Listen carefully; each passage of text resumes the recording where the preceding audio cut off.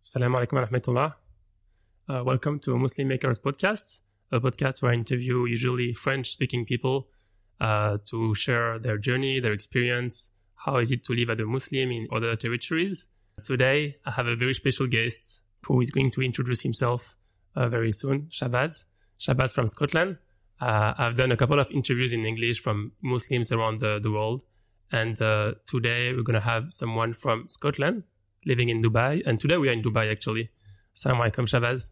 Wa alaikum salam. How are you? I'm good, thank you. How are you doing? Good. It's nice to see you in Dubai. Yeah, nice to see you too. Yeah, because we were planning this podcast online and we were going to do it only audio only. Yeah. And alhamdulillah, here you're in Dubai. So we're doing it in video. So it's nice to meet you in person. It's my first time recording in a studio. So it's a little bit, it's a first time for me. So let's see how it goes, inshallah. But it's good.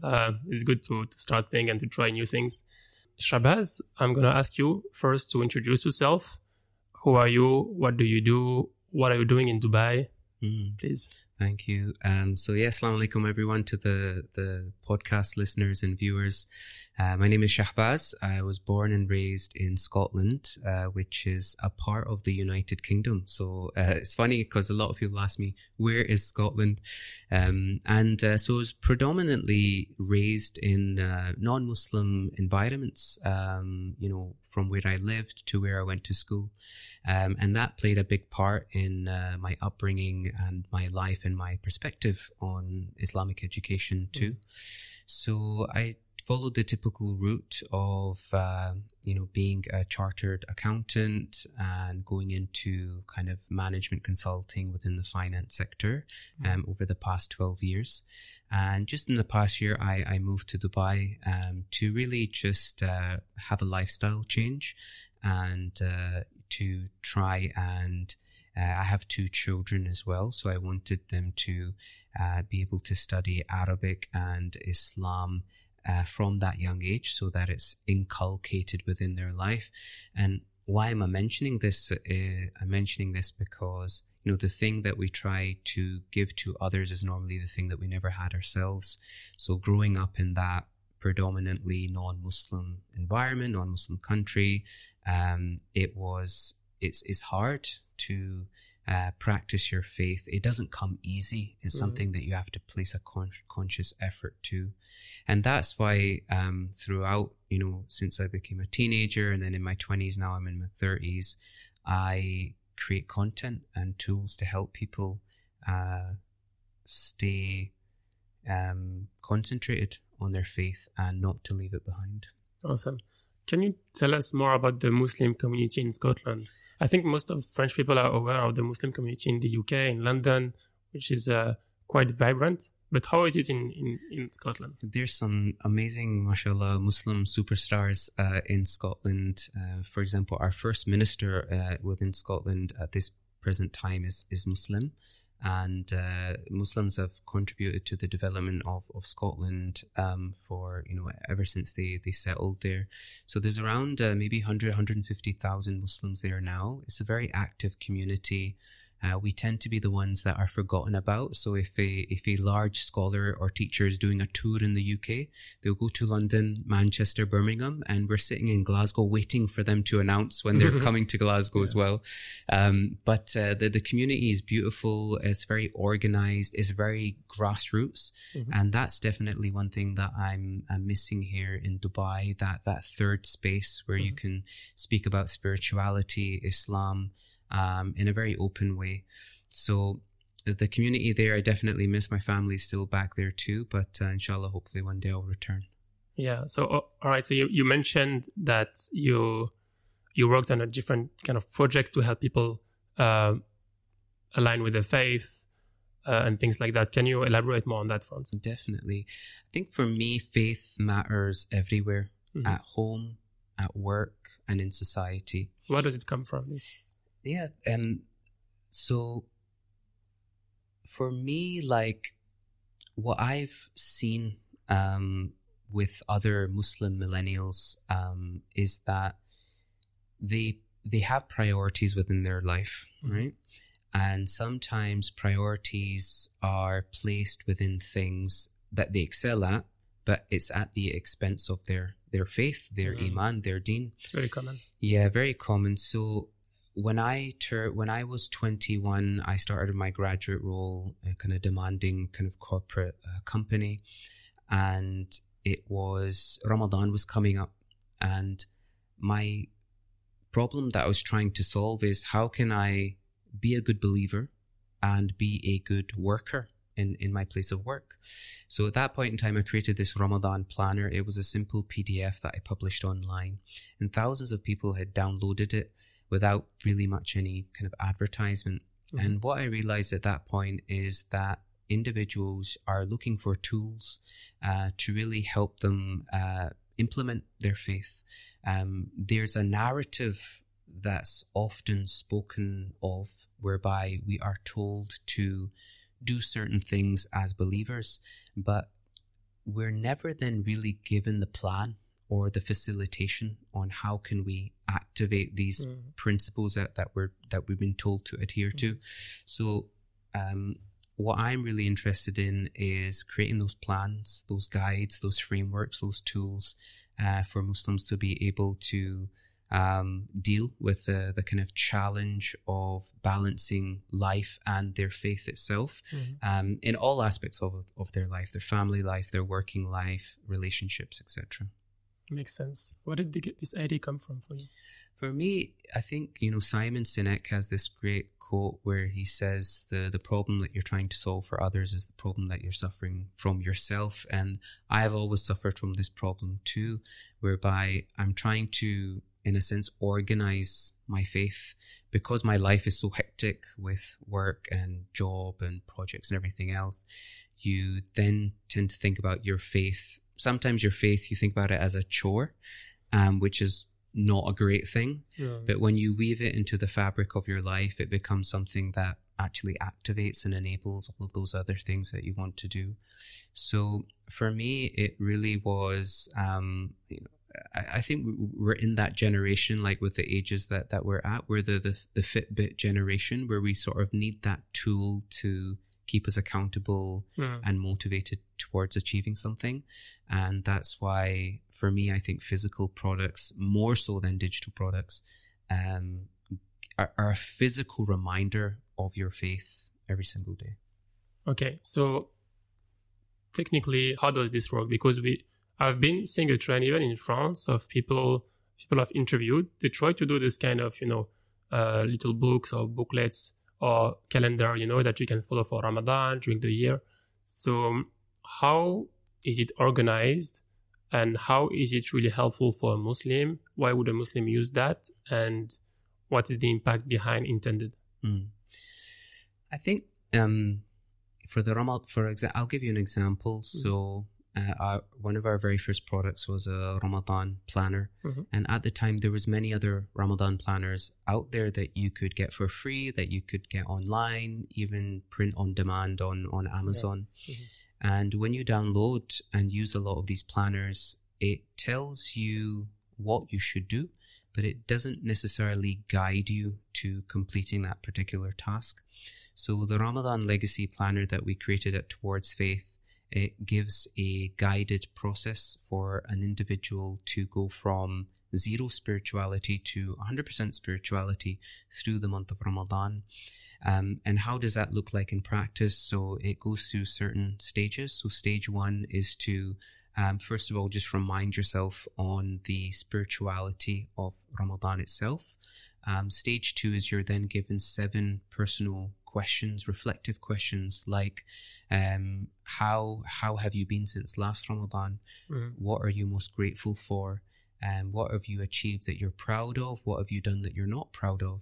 And so that then inculcates the practice of reflection, which is really important.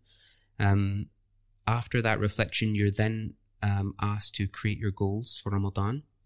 You're then given a 30-day planner, a template to achieve that. And at the end, you do your end of Ramadan reflection. So I never really saw that type of guided process thinking in other products. And I still actually don't see that thinking in other products either. So that's what made us different. And that's what made us relatable and more appealable to a wider audience. Awesome. Do you have some nice stories to share about that, like some feedbacks from users, how it changed their perspective, the way they organize their days and Ramadan? Yeah, I think the best story I have is, I remember when we launched the first editions of our Ramadan planners, and there was a sister online that was interested in Islam and had been reading about it, but didn't necessarily, she hadn't made that jump or conversion or reversion, however you want to put it. And it was a month of Ramadan, and she saw one of our Ramadan planners advertised, so she purchased it. And through the Ramadan planner and that practice of reflection that I had mentioned, and creating your goals and having a plan, she actually then in the month of Ramadan had made that switch, and she accepted and embraced Islam. And so it just goes to show that when you put out something beautiful in the world, people can change just through beauty itself, and the giving them a beautiful journey to go through to help them to get to a destination that they've always been longing for. Sure. Since then, as you mentioned, you moved from Scotland. You have been in Dubai for the last year or so. Yeah, that's right. How has your day evolved? Your habits? How is life here compared to Scotland? What do you miss? What's better? Definitely, great question. I think positives of moving to Dubai. I'll mention from a spiritual perspective. So I think the first thing is pretty simple. You do hear the adhan 5 times a day. Even in the workplace, to take a break and go and pray is not something that you have to be shy to do. You don't have to ask either, and that's a big cultural shift. You don't necessarily have to ask to go for Jum'ah or to go to pray, because you're given the legal right effectively to do it. So that's the first major change and shift. The second major change and shift is Islam is very organized here. So, for example, on a Friday, the same khutbah is given to every single masajid across UAE, across Dubai at least, and it's also at the exact same time every year in any masjid that you go to. Whereas back home, it's different, khutbahs and different timings, different mosques, different ideologies. So it's a mixed bag. You get these sweets where you get every single different type of sweet. It's not like that here. Here it's a bag and every sweet tastes the same. And there's a beauty in that because things are consistent and reliable. And that's one thing I love. I think the thing that I miss the most is the third space. So, for example, I remember frequently going to London to a lot of Islamic events, Islamic circles, whether it was a book club or an Islamic event, a charity event. And, you could openly, discuss spirituality and faith, and you had that community vibe, community activities. And, spirituality was a focus, mainly because you don't necessarily received it in your normal day-to-day because it's not a Muslim country. Whereas here, there aren't too many third spaces. Everyone gets caught up in the theme parks and the beaches and everything else. There's not enough spiritual activities here. I wish there was more of that. Inshallah, hopefully they do that in the future. Awesome. Do you see yourself staying here for forever, or do you have a plan to definitely come back at some point? Yeah, great question. I know you interviewed Peter Gould, who's also a great friend of mine, and we were having a conversation the other day in Dubai, and we were talking about a 2 camps life. One camp is back home, the other camp is where you migrate to, a bit like, your Makkah and what is your Makkah and what is your Medina? So my Makkah is Scotland, it's home. My Medina is here, the Middle East. And I hopefully, inshallah, depending on work, etc., will be able to in the future have 2 camps whereby you have the home comfort of where you're from, but you also have that excitement and that second home away from home as well. So yeah, inshallah, let's see. What's your ambition for? I think we have a similar background although I've moved from France earlier, like a couple of years ago, 5 years ago, or 6 years ago, actually, time flies. We always keep a look at our origin country. And we always, I mean, it's not, I guess it's not the same for everyone, but for both of us, it seems to be the case. And we always look for ways to, you know, to be useful, especially we look at the news, we look at how things evolve there. And really, in terms of social issues or Muslim issues, we always keep an eye on those countries, and we try to, even if we can't do anything, we have this frustration. I don't know for you. I mean, we wish we could do more from our privileged place. What's your take on that? Like, do you think that do you feel guilty? Do you feel that you could do more? What's your spiritual or internal? Yes, a great. I think my perspective on that is where you're born and raised, you get a good understanding and a good foundation for your life. But what I've found is wherever I go, whatever country I go to, Muslims have the same problems. And the biggest problem that I think that Muslims experience in today's day and age is that they actually don't know how to live their lives anymore. Why? Number one is the rise of the amount of information and data that's out there. Number two, like just modernity. People are living very fast-paced, modern, complex lives. And number three, because of the amount of information and data that's out there that people are consuming, we're consuming more content now more than we ever have. So with more input becomes a very more tricky process, and then a very confused output as well. So what I found in my years, even at university, in my early years of working, and now in my 30s, wherever I went, Muslim millennials faced the same problem. And that problem is that they were struggling to persevere in their faith in different areas of their life. And because of modernity, this fast-paced world that we're living in, they were trying to seek more calm, more self-understanding, more reflection, and essentially align their lives with who they really are as a person.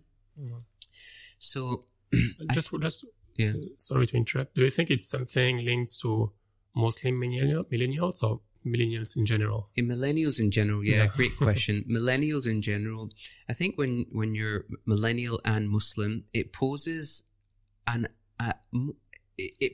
problem and a solution. The problem that we're posed is, well, we have this divine reality that we need to try and understand. The solution is that we also then have the Quran and the principles that Islam brings to our everyday lives. And that's what I'm most interested in. What I'm personally most interested in is not necessarily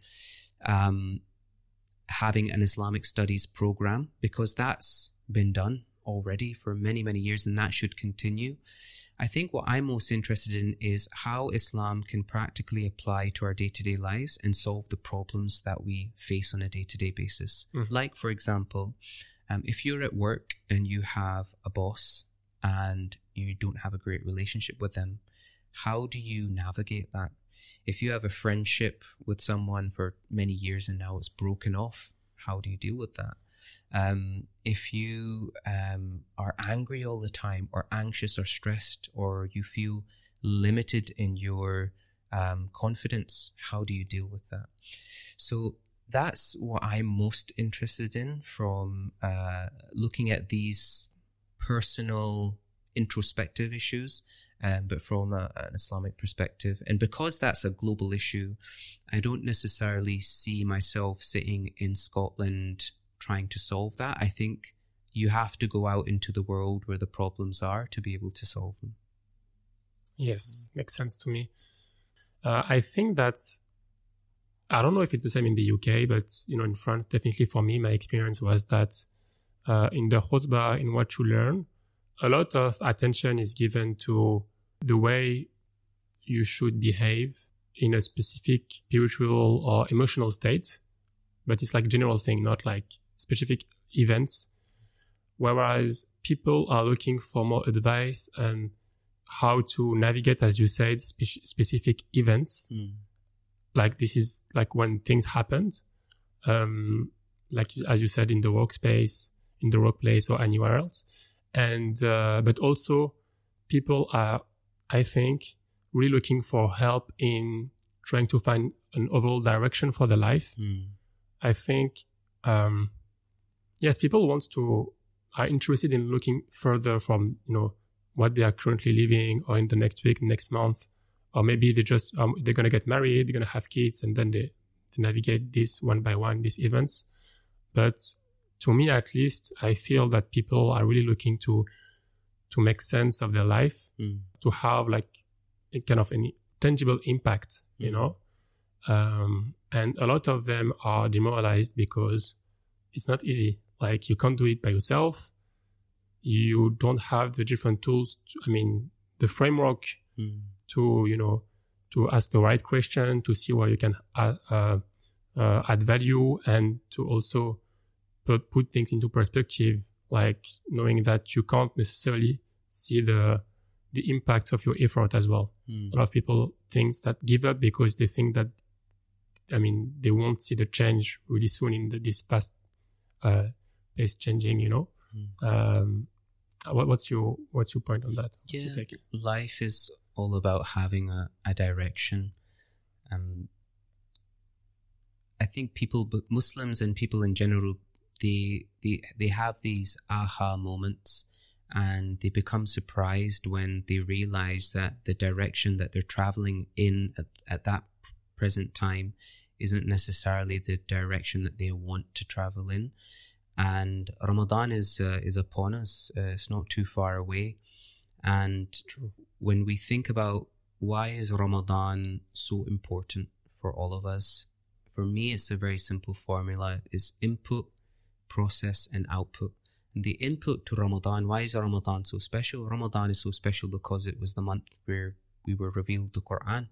So the Quran becomes the input. And when the Quran is the input to your life, we have a different type of process. We have, things that happen to us from a very kind of divine and spiritual perspective. Our hearts become more cleaner.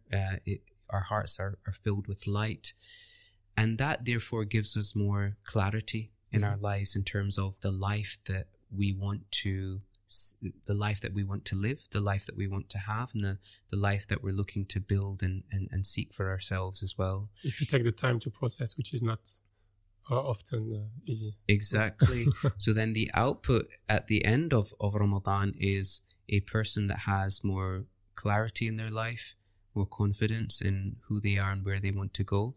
And that for me is what makes Ramadan really special. I was reading an article recently on Harvard Business Review by a psychologist in America that said that if a person is looking to reinvent themselves, they're looking for clarity in where they want to go in life, they should rest. That was the piece of advice. They should just simply rest, because when a person rests, that's when they start to, discover who they once wanted to be, or discover who they've always wanted to be, and they can put a plan of action to recalibrate their life. And Ramadan comes in, it gives us that rest. I think even one of the meanings of Tarawih from an Arabic perspective is actually to rest. So I think that's like really interesting. Yeah. Makes sense. What's your ambition in the future? Like now that you created those calendars, those little books, I don't know how you call them. What's your long-term plan? Have you had the time to think about it? Yeah, our long-term plan at Towards Faith is to create a tool for each of the issues or problems that a Muslim faces. So one of the problems is the idea of finding direction in life, which we sort of did through this Ramadan planner. The second issue was, how does a Muslim reflect? We're told to practice this art of reflection. Even Umar radiallahu anh said, you should have a portion of solitude because no one will be able to tell you something about yourself better than yourself. So we have these narrations on the power of reflection, but how do you actually reflect? So then we created these Ramadan reflection cards that are really popular around the world that allow people to practice that art. So after we kind of solved this Ramadan problem, we thought, well, what's the next problem? The next problem is, how do you extend that experience for the rest of the year? So we created a range called Faith and Focus that allows people to maintain their spiritual productivity throughout the year. I used that one, by the way. Yeah, you did that? Oh, nice. And then a kind of wider problem came around. It was actually more of a personal problem, which is, how do we apply the names of Allah to our everyday life? Because we do go through emotional issues, psychological issues, spiritual issues. How can they provide a solution for us in helping us to understand them? So then we create a range around the 99 names. I think inshallah in the future what we want to do is we want to create a few ranges around the topics of work. What does it mean to be a Muslim in the workplace? And we also want to create a range around the topic of mindfulness, which is what does Islamic mindfulness look like, and can we create a toolkit to help Muslims be more mindful but rooted within tradition and practice of Islam? Have you already explored this subject? Yeah, for the work range we have, and we started to draw a lot of inspiration from a few books that were written by some Muslim authors on Muslims in the workplace. We also looked at some other religious texts as well, so from a Christianity perspective, but also from a Buddhist perspective as well. What does it mean to be more spiritual in the workplace? Spirituality is not something necessarily discussed or explored from a workplace perspective. And on the mindfulness topic, we are working with a few teachers that are very well versed within this topic, and that can hopefully, inshallah, help to put together some framework and content that we can then produce and inshallah publish for Muslims out there.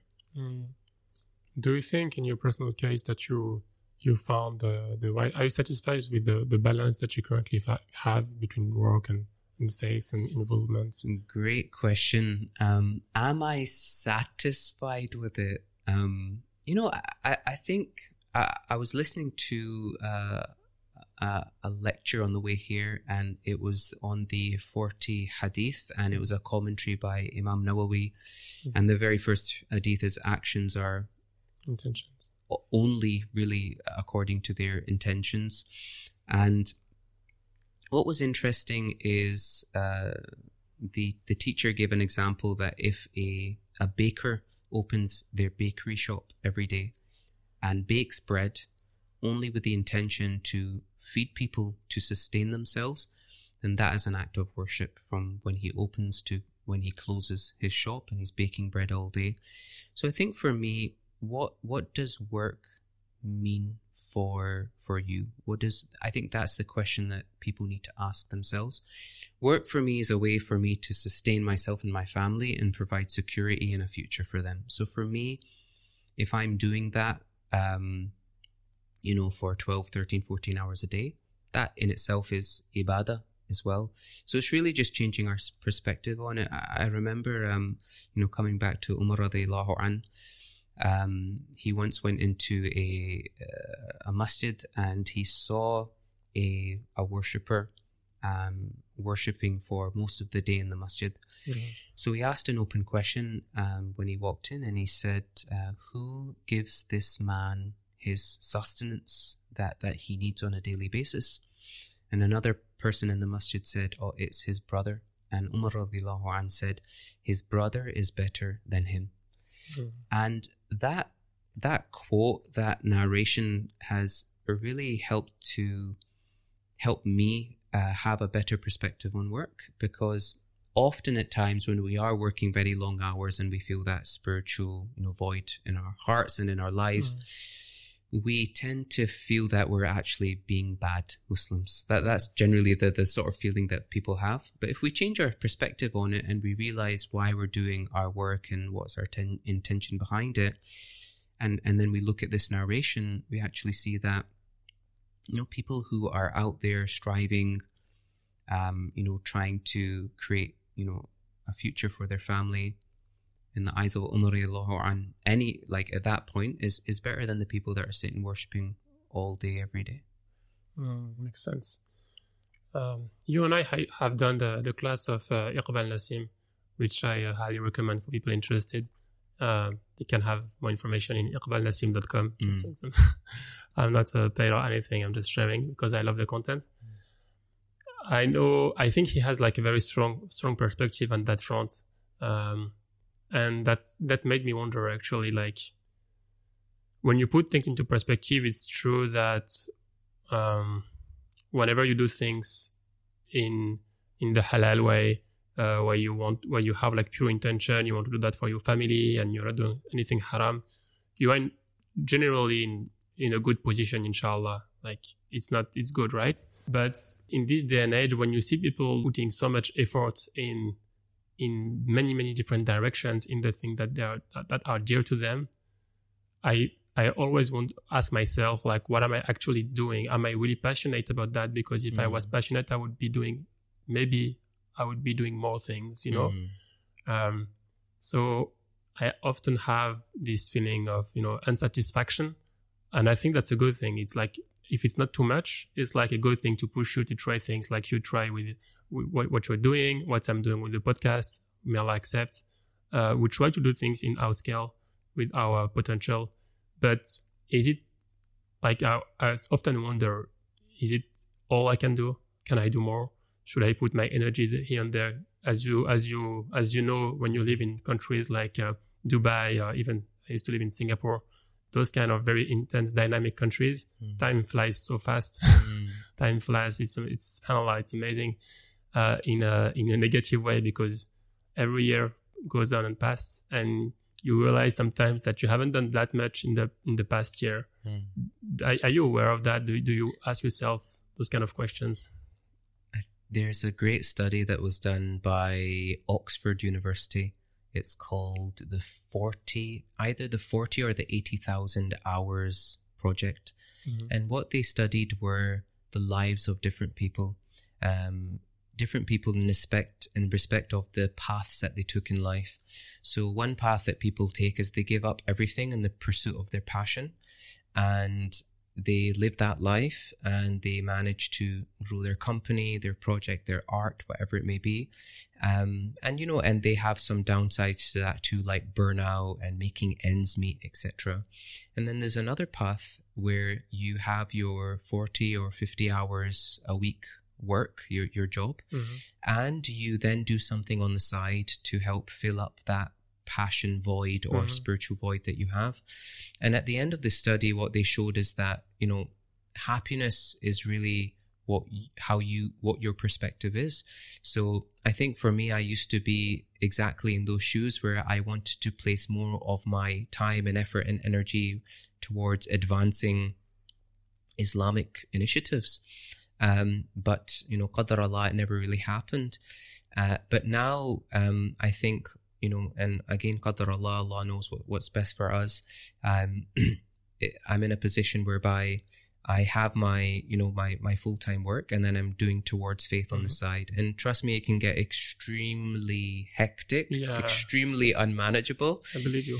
But at the same time, there's a certain barakah that's there as well. And it works for me. So I think people need to figure out what truly works for them when it comes to their work and their worship, and stick to that, because we are all different, and there's not one path to figure out. And I think it evolves over time. Like what the potential you have and what you can do at 25 or 20 is different than what you have when you are 30, when you're getting married, when you have kids. Definitely. I mean, you have ups and downs, not in a negative way. Like the way you organize your day can evolve over time. So yeah, it makes sense. And coming back to Iqbal has an amazing way of posing these existential questions, these big life questions, and that's one of the things that I truly, love about him.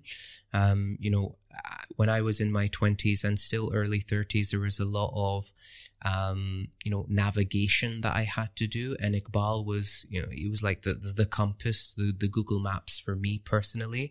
He really helped me to navigate certain life choices and helped me think about, and often when I'm unclear about certain things, I'll refer back to certain pieces of wisdom that he shared with me. But that practice of posing these existential questions is something that comes from the Quran. The Quran, is a series of questions as well, questions that are posed to us as the readers. And with the month of Ramadan arriving soon as well, and we spoke about that process of being able to calibrate your life and rethink about and almost reinvent yourself, it starts off with asking some very basic questions like, are you satisfied with where you are? Where do you truly want to go? Do you have the right intentions with what you're currently doing in life? Where do you see yourself in the next few years? What are you grateful for? What are you doing well in? What are you not doing well in? Sure. So I think these are really important questions that we should try and, answer. And the most important question is your life aligned with what God expects from you? I think that's one of the biggest questions that people should try and answer. I think there's one question that Iqbal that struck me is like, if you were like Yawm al-Qiyamah, if you were in front of God, Allah, and you had to justify what you have been doing for you the whole year, the trajectory at least, would you be able to justify it like almost proudly, not with proud as a negative way, but would you be at least confident, minimum confident to share it?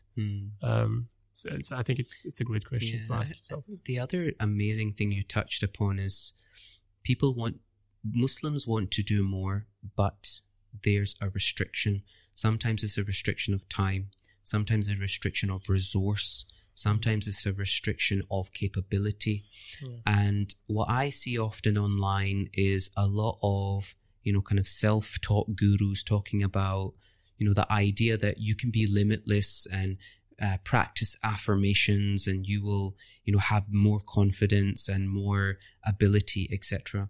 But sometimes a limitation is actually a blessing. And that's in, one of the names of Allah, Ar-Rahman, right? You, Abdurrahman.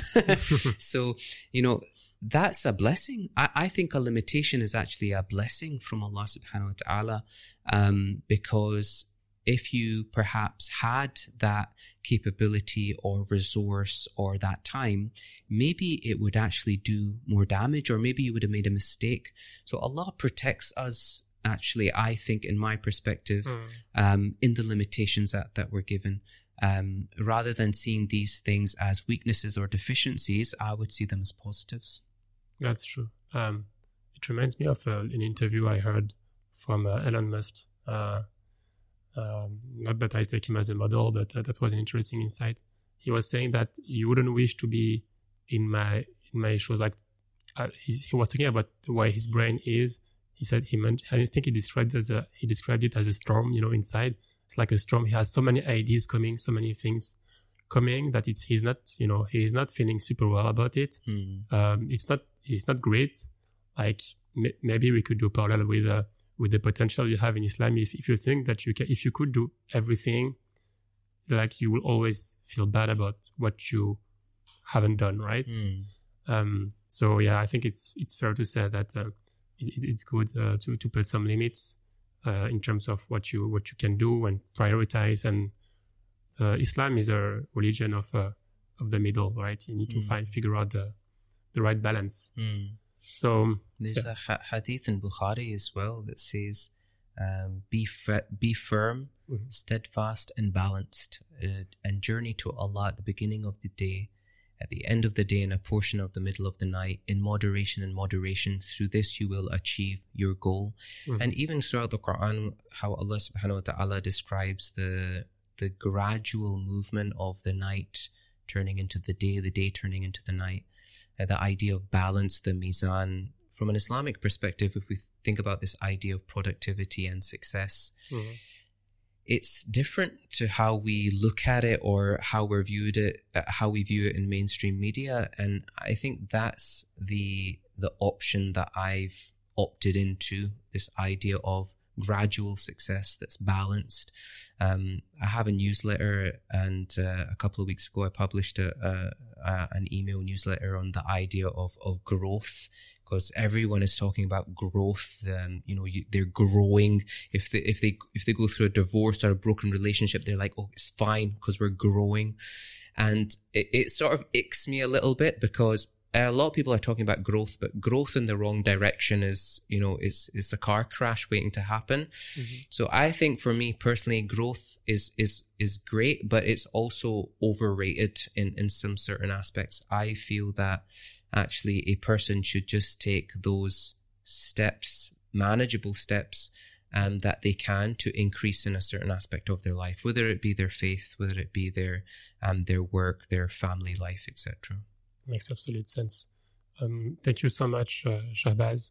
We're reaching the end of the podcast. I'm going to finish with a few small questions. Yeah. What do you love about your work? Like, you didn't mention exactly what your area of expertise, but what do you love about what you do at work and also for the community? Yeah, I think the thing I love about work is serving other people.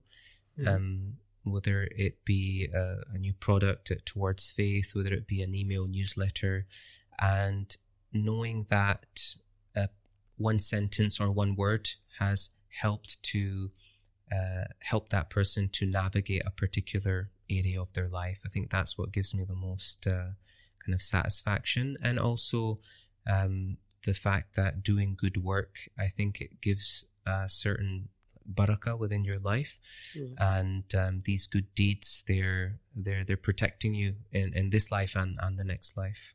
Would you have any recommendation of a book, a documentary, anything that struck you recently, maybe? Yeah, great question. I think there is a book that really changed my life. And it's not an Islamic book. It's called The Prophet, but it's not an Islamic book. You can't take it from an Islamic perspective, by Khalil Gibran. Was there a movie about that as well? I think so. I can't remember. But I remember at one point in my life, I was extremely confused on all of these questions that we've just been talking about. Like, who am I? What do I want to do? How do I want to contribute to the world? And a brother and a mentor of mine, he recommended, read this book. He goes, just go and read this book. And when I read the book, it really gave me perspective on all different aspects of my life, like relationships, marriage, love, work, how to be a good person in the community.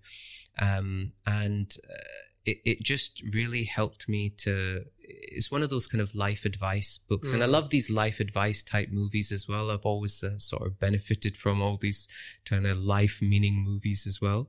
So that's the type of content that I've always gravitated towards. And therefore, that's the type of content that I love to consume and then produce and share with other people as well. Awesome.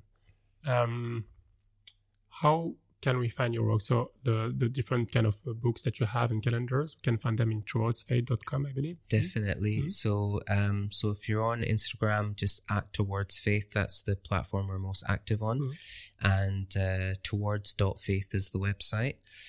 And yeah, you can check out, we have a bunch of free resources as well. So like free digital downloads, like free planners. And then if you would like to purchase one of our physical products, then yeah, you can go ahead. I heard that there is a reflection on doing content in French.